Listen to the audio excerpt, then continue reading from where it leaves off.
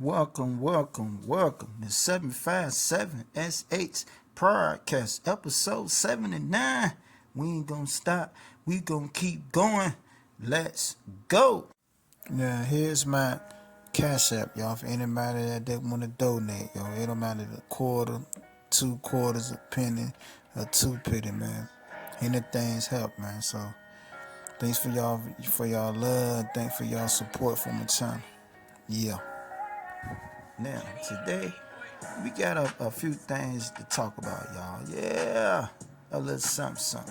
But first, man, let's go on down to Mccoll, South Carolina, y'all.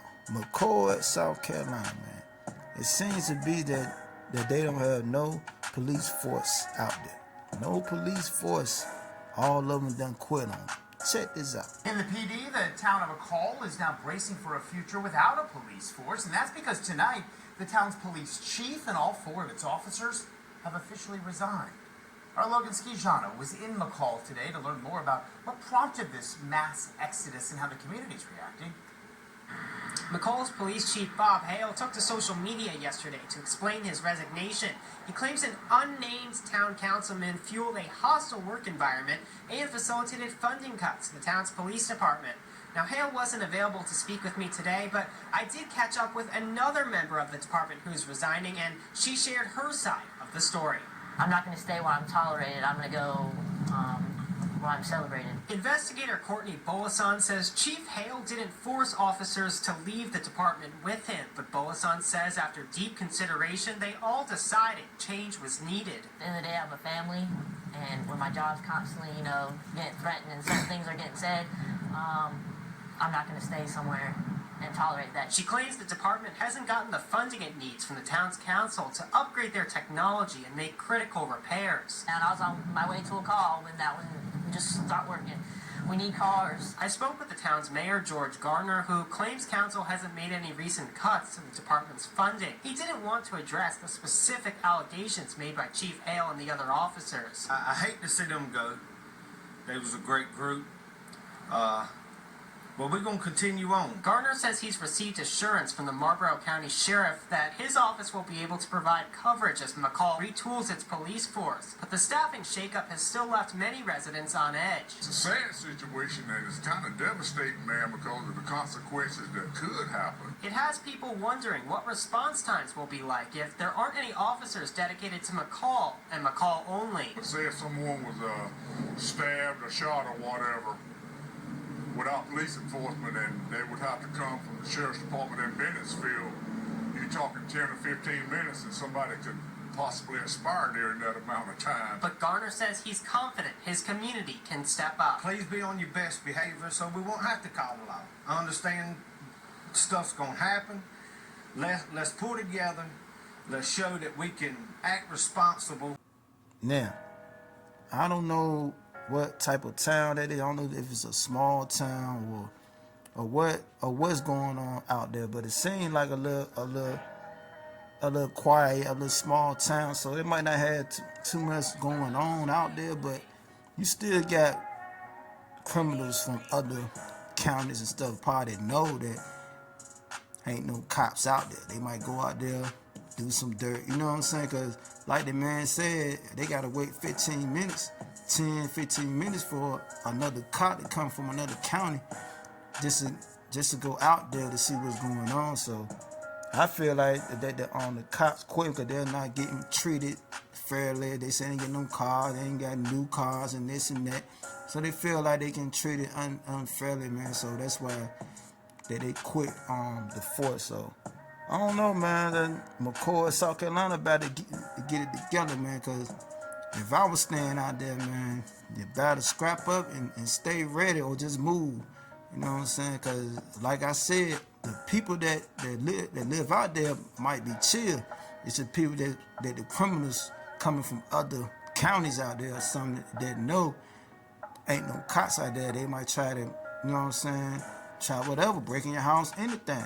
You know what I'm saying? So, that's just some shit to think about, man. So, you want to be safe, man, just scrap up or just move. Stay prayed up, you know what I'm saying? Because anything can happen, man. Any advantage that a criminal want to take, he would take advantage of any situation. In a town like that ain't got no police out there, they would definitely go out there if they know it's a certain way they can come up on something. You know what I'm saying? So, you know, you just gotta prepare for anything, man. But me personally, I can't stay out there, man. You ain't got no police patrolling and like that, man. This shit is like the Wild Wild West. So, nah, I'm out. You know what I'm saying? Yeah, man. So that's enough, man, for Mccoll, South Carolina. Yeah. Now that's taking on down to Milwaukee, y'all. About Mr. Antonio. He's 37 years old and straight sick. Check this out. Big story at 5. A man's in jail on charges he sexually assaulted 2 children. One is a 13-year-old who went missing and was found last week. A second dates back 25 years. Jason Calvi is in the newsroom with the latest on this. Jason. Hey, Mary, the defendant faces up to 100 years in prison. On Sunday, he made his first appearance in court. Prosecutors charged 37-year-old Antonio Randolph with repeatedly sexually assaulting 2 children. Reading this complaint is almost hard to believe. The first sexual assault allegation dates to last week. The first one, the child is 13 years old, and you're 37. A criminal complaint says Randolph met a runaway 13-year-old on November 18th at this gas station at 50th and Lisbon. Prosecutors say he sexually assaulted her in a nearby home. Then they say he confined the girl to his grandmother's basement on 95th Street, and he wouldn't let her call her parents. Prosecutors say the girl said no and stop multiple times. Then on November 20th, a family friend spotted the girl with the man at the same gas station where prosecutors say they met. Family members then fought Randolph with video streamed online. That's when prosecutors say another victim saw the video and recognized Randolph. But a family comes and administers some street justice and allegedly beat you up, and it gets streamed on Facebook. And then the person that you allegedly had sex with when you were a child sees the video and says, "That's the man that raped me when I was a child." You can't make that up. The criminal complaint says when the second victim was 5 and Randolph was 12, she was living with Randolph's mom on 46th Street. It alleges he sexually assaulted her several times over the course of a school year. That was 25 years ago. Now, what I gotta say about that, justice well served, man. Justice well served, man. The family caught his ass at that gas station and they whooped that ass. Did y'all see that nigga face, man? Nigga can't even see. All his eyes swelled up. Boy, they did you a terrible ass whooping on that. And they said it was on Facebook Live. You know what I'm saying? So, and he's in court now. And he's facing 100 years.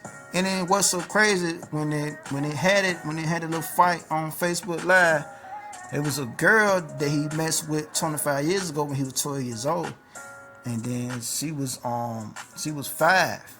You know what I'm saying? So she seen him on up there getting his ass beat. She said, "Yeah, that's that nigga that did that with me when I was 5." You know what I'm saying? That's crazy. Like, this nigga is sick in the head. But like I said before, justice well served. They need to do every nigga like that they catch messing with kids, need that ass beat and throw it in jail for 100 years, nigga. Straight up. You know what I'm saying? I don't like people messing with little ones. You know what I'm saying? I can't stand it. Yeah, man. And what's so crazy about it, the police know that family beat that man ass, and they didn't care about it. I didn't hear nothing on the news about them getting charged for whooping that nigga ass. They actually happy that the nigga got his ass whooped. You know what I'm saying? So y'all heard the story on the news that the 13-year-old girl got missing. You know what I'm saying? Then so the family had ran into the guy with the girl at the gas station. I guess when she was missing, he must have took her to the store or something. But they seen him. You know what I'm saying? So it's good, man. He got what he deserved. I'm gonna say it again, justice well served. Get him a good ass whooping. Then when he get in jail, he gonna get some more ass whoopings, nigga. They don't like people coming in there messing with little ones, buddy. You know, that's right. Make his life a living hell. Yeah, man. But that's enough about that story, man. It was just something I wanted to talk about, man. So, like I said before, man, watch our little ones out here. Watch them, cause there's a lot of sick bastards running around, man.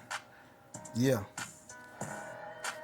Now, I ran across this little clip, man, from Gene Deal, man, and he was talking about Diddy did some bird ritual, man, before he went to court when he got in trouble with the incident with Shine, man. Check this out. Before we get to the courts, me and Puff stops in the Central Park and we walk towards the boathouse. And I'm wondering where we going, bro. You know what I'm saying? We're in the park. I'm wondering where we going. And as we going towards the boathouse, I look in the distance, and it's this man in all black. He's in all black. And he turns, and it looked like he had the white collar. I couldn't be sure. I couldn't be positive. But it looked like he had the white collar, because Puff said, yo, Gene, stay right here. And I stayed right there, and he kept on walking. So when Puff get directly to the dude, he gets down on his knees. When he gets down on his knees, this man takes something, and it seemed like it had smoke in it, and he started doing it around Puff. And then he went back and forth. And then he went up and down with it, sideways with it, then back around him. And then he put it down. And then he put his hand on Puff's head, and I guess he started, saying something. I don't even really know what he said, but I couldn't tell what he said. You understand what I'm saying? Long story short, I see Puff reach into this case. And when he reached into this case, he came out, and you could see something white in his hand. I didn't know it was a bird. I didn't know what it was at first. But he threw it up in the air. And when he threw it in the air, it came straight back down like it was a brick and said, bow, on the concrete. And I was like, oh, that was a dove. That was a bird. Puff just got up. Puff just looked at the dude and just started walking towards me.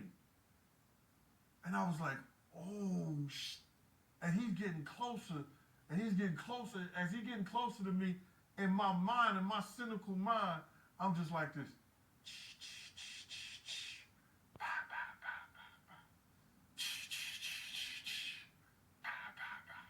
I'm thinking about Jason. I'm thinking about Damien and all that shit like that. And then he just walked past me. He didn't even say nothing like, come on, Gene, let's go or nothing. He just walked past me, and I just started walking with him. And I just said to myself, damn, that nigga's Damien. And we got to the car, and he didn't say nothing the whole ride. We was on the boathouse. I think it was on 70-something street or 50-something street. We was on the boathouse, and we was on 5th Avenue. So we drive to the court. And before we got to the court, I said, my man, you need some real prayer, bro. And then that's when I did the Lord's Prayer, and I prayed, and they went up into the courtroom. And when he came out, we came out, and him and Wolf won, and they say Shine was charged with the shooting and everything like that. Now, did y'all hear what he just said? This is why I tell people all the time, man, this spiritual shit is for real. You know what I'm saying? Like God, Satan, fallen angels, all this crazy shit that's going on. All this shit is real, man. The spiritual world, this shit is real, man. You know what I'm saying? They just dealing with demons and all that shit, doing rituals and all that shit. This shit is real, man. You know what I'm saying? People need to wake up and realize what's going on. Like, what he said about Diddy, I believe that Diddy went there to do that ritual to help him beat the case. You know what I'm saying? With Shine. But like James said, they was already setting Shine up anyway. And I heard Shine say this too in an interview he did recently, because he was hiring lawyers especially to set up Shine, to put it all on Shine. You know what I'm saying? But Shine said he ain't snitched, but he could have snitched, but he didn't snitch. But I feel like when Diddy did the ritual, it actually put that icing on the cake to help him beat that case, in which that it did. You know what I'm saying? Diddy didn't serve no time behind that shit. You know what I'm saying? Y'all gotta think about it. That shit goes on in the industry. It goes on in entertainment. It goes on in sports. It goes on in politics. A lot of these people is connected to witches and warlocks and wizards and all that shit, man. They get what they want. Y'all gotta understand what's going on. Either your ass on the dark side, either you with the light. That's just what it is, man. It's evil and good out this bitch. Regardless y'all want to believe it or not, this shit is out here. This shit is for real. You know what I'm saying? It don't matter, man. People gonna believe what they want to believe anyway. I know what's going on. You know what I'm saying? So it don't matter how much proof niggas that you tell somebody, they gonna believe what they want to believe. Man. Believe what the government tell you. I believe what's real. It's a spiritual world and it's a fucking reality world. Then that's just what it is, man. Anyway, yo, that's enough for episode 79, man. Like, comment, subscribe, man. Like, comment, subscribe, man.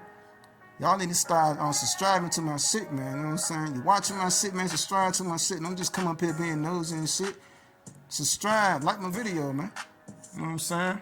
757 SS Broadcast. We ain't gonna stop. We gonna keep it going. Let's go.